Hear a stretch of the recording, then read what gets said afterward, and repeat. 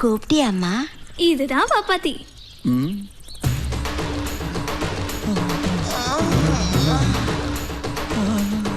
ഇത് ചപ്പാത്തിയും പൊറോട്ട ഒന്നുമല്ല, മസാല ദോശയാ. ഒന്നും വാ അടക്കട.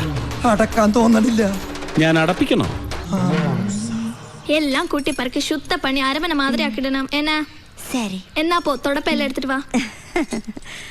உங்களுக்கு திருமணமாச்சா? അച്ചുവണ്ണൻ അങ്ങനെ പ്രത്യേകിച്ച് തിരുമണമെന്നില്ല. എനിക്ക് പാപ്പാത്തിയെ കൊണ്ട് തിരുമിച്ചാ കൊള്ളാന്നുണ്ട്. അതല്ലേ കല്യാണമാച്ചാനാ ചോദിച്ചത്. എനിക്ക് കല്യാണവുമായി 4-5 കൊച്ചുങ്ങളുമായി. എപ്പോ? அப்படியா? சரி வரேன்.